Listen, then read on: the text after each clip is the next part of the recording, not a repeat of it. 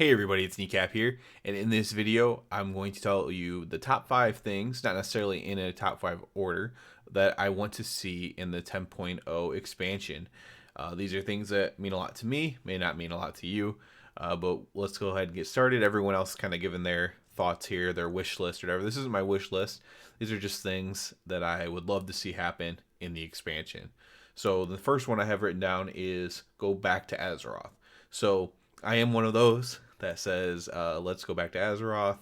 Let's, take a break from the cosmic forces for a little bit. Maybe bring them back at the end of the expansion or something. But for at least a moment, let's take a little break. Let's go back and figure out how things are going back home, what threats have risen up, what problems have risen up, what things have been solved while we've been gone. You know, we were on Azeroth for the last 2 expansions before this. We did leave for Argus, but we were off fighting these gigantic threats instead of dealing with our home problems. So I'd love to see that. I want to see the storylines get updated. That's all of them, really, right? So there's so many storylines in the game, Horde and Alliance alike, in all phases, and I'd love to see some of these storylines get updated.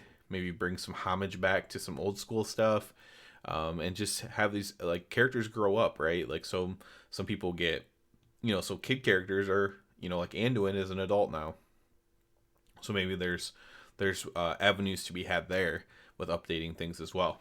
On that same note, I would say update the different races slash cities, right? So dwarf slash Ironforge, Blood Elf slash Silvermoon. There is some hints that is going to happen, and update that.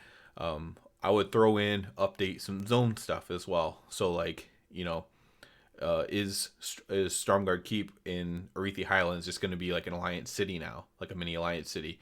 So many people probably don't even know this because it was in an interview and not formally in the game. But the Alliance won the war fronts, both of them. The one in Darkshore and the one in Arethi Highlands. So technically, the Alliance has control of Arethi Highlands once again. So is that going to be like a little city? I would love to see that. So back to Azeroth, away from cosmic forces at least for a little bit, and just some updates on some stuff and where we sit now. Number 2 thing I've written down is all systems to have account-wide access. So I'm not someone who's like against systems. I think they're fine. I think they make the game interesting. I think they create, you don't want them to create too much friction, but they create friction that makes you feel accomplished when you finish something. And so I don't mind systems in that regard. Pretty much everything is a system. In recent times, the systems have just been more obvious. They're basically saying, hey, I'm a system. And that's why people have been more against them recently. But have them be account-wide access. And what I mean by this is there's too many times where, somebody unlocks something and they can't do it on an all. And, that sucks. And they would play the game more if they could just also play a different character. Maybe their character that they were maining ends up being terrible damage, not a good tank, whatever. And they want to play something else, and they don't feel like regrinding out everything. They already unlocked it on one character. They probably shouldn't have to do it on another character, in my opinion. Again, some of the systems are good, like essences, right? In PFA. Essences were good, especially once they made them account wide, and they should have just been account wide, and that's what makes sense to me. But yeah, let people use them. And the other thing I would say is make the system just accessible to everybody. People I know in real life weren't able to play with corruption in 8.3 because they had to catch up with the essences first, and they had to do everything else first, and they didn't have time to do the corruptions and go through everything. Just give everyone access to the systems. Again, especially the good ones, right? When you actually make a good system, you want people to use it and experience it and say, hey, that was a really good system. So give everyone access. Have that be a priority for you. A new look on how your systems are going to work. We want you to use them. It should be the slogan. Number 3, I have one that's not going to be very popular, and that's grinds for grinders. So some people like me don't mind a good grind in an MMO, a mindless grind that you do while you're watching a video or a movie on the other screen or something, or doing work on the other screen.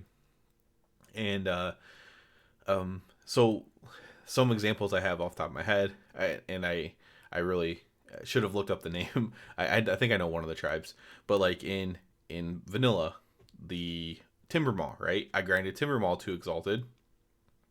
Not any huge benefit to becoming Exalted with them. You only need to be like unfriendly or whatever to pass through the cave. But I grinded to Exalted. I have my little Timbermaw trinket on my warrior still, and I thought that was really cool. That's the minorest of rewards. I'd love if there was like at least like a tabard reward or some gear that's like a transmog reward, stuff like that. So when I say grinds for grinders, I don't mean anything that gives you player power. I don't mean anything that people feel forced to do.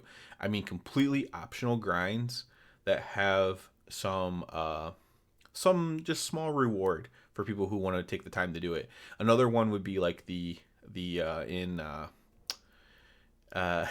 in Wrath of the Lich King. What I'll just look at it real quick.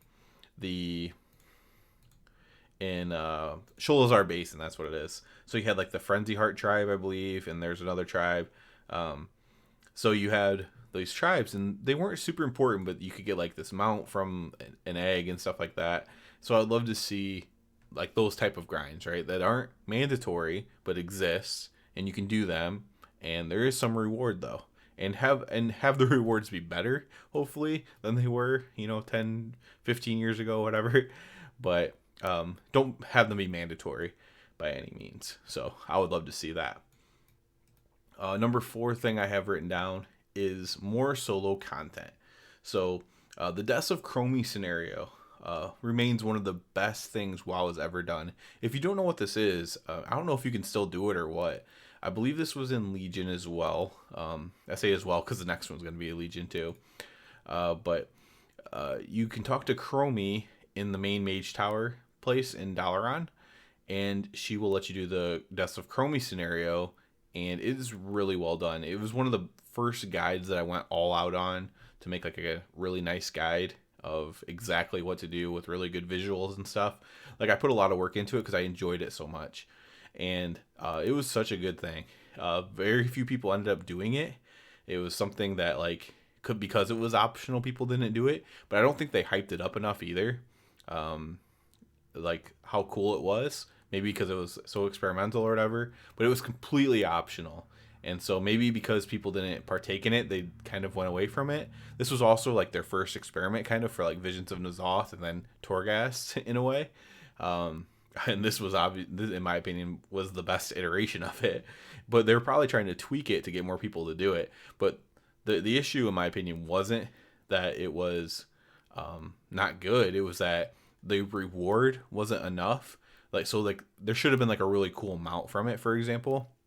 Maybe some really neat looking bronze dragon or something that you got from it that would make other people want to do it, but not feel like they needed to do it, right? You'd be like, oh man, I'm going to try to get that mount. And that would be a reason to do it. So that was like the best thing in my opinion. Mage Tower, also very, very good. Obviously they brought that back permanently. So Mage Tower is there to do for everybody, and that's great, but some people are already done with it. And so we need some more solo content as well. And in more recent expansions, they tried to do this with Visions of N'Zoth, which I mentioned, which were pretty good. But of course, these were mandatory. And then Torghast, again, they made it mandatory.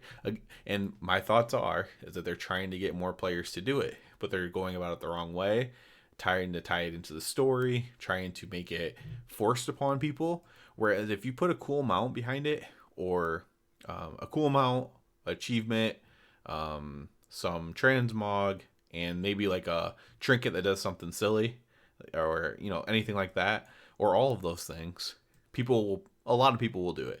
Not everyone will do it, of course, but a lot of people will do it. And they don't want to put so much work into things and then not have a lot of players do it, but they can't look at that as whether something's good or not. I'm still talking about Deaths of Chromie all these years later because it was so good. Like whoever made that for Blizzard or whatever team worked on Deaths of Chromie, good job. That was amazing. Like do that again. And then the last thing I have that I hope for in the expansion, or the fifth thing, whatever, is cross-faction guilds. So cross-faction play will be opening up in 9.2.5, and I am hoping that they do go the step further and have cross-faction guilds. I know many people, now this will just help in general, especially Alliance quality of life. This will help Horde players who actually want to play Alliance but don't, because most of the good guilds are on Horde, and if you really want to pug and stuff too, it's easier to do on Horde. So if they want to play Alliance, they don't lose out on anything. They get to play Alliance and still play with all the same friends that they play with now, and still be able to like talk in the guild chat and everything like that, and experience everything in game the way they normally would. But they get to play the opposite, the opposite side, if you will. And so have cross-faction guilds. You can tie that into the story that some people are just sick of war. And if you're in a cross-faction guild, that means like you're not like a war person or whatever. You can still put on war mode because it's a game. You should be able to choose what you want to do. You can still put on war mode, but like your guild in the story, of the game is like you guys are against war, and so you're working together now. There will be guilds that do not do cross whatever, and if they choose not to, then they can just be ones that are still like very tied to their old ways and stuff like that. So you can make it make sense in the storyline. I hope they just go ahead and do this. Again, huge update quality of life for Alliance. Some minor updates quality of life for Horde. Again, if you just want to play an Alliance character but you haven't been able to, being able to do that would be huge for you. So you might not view it as minor, but I say minor just compared to the Alliance, who the pug scene is very abysmal, and it's harder to find good guilds, especially if you're very specific on when you can raid and stuff like that. Whereas you could put it in the same thing for Horde guilds. You might find one Alliance guild that matches your criteria, and you might find 20 Horde guilds that match your criteria. And obviously it's a lot easier when you have 20 places to apply or try to get into than just one, who might not even be recruiting or something, right? So it's just a huge quality of life update. There's no reason not to do it at this point. It's 2022. Just let people play with their friends, man. If I want to play a dwarf and my friend wants to play an orc, let us just play together now. It made sense back then in 2005, 2004, whatever. But just let us play together now. And it's just something that has to end. If you want the game to continue to, I would say it still thrives in a way. People will look down on that because the player count is down from its peak, obviously. But I'd say overall the game still does quite well. But if you want it to continue doing quite well, then just let people play with each other. They'll play more if they can play with their friends. Most likely, I would imagine. So that's it for this one, guys. Who knows what's going to come in the 10.0 announcement. I will be I'll record live. I'm not going to stream it or anything, but I will try to like record my reaction live to it, so I can put that on a video, and I'll talk about it then. Probably won't have another video before then, so it'll be my This Week in WoW video, and then we'll go straight into new expansion stuff from that starting next week. So that's it for this one, guys. As always, I do ask you to please subscribe to the channel. Helps me out so much. And other than that, everybody, have a good one.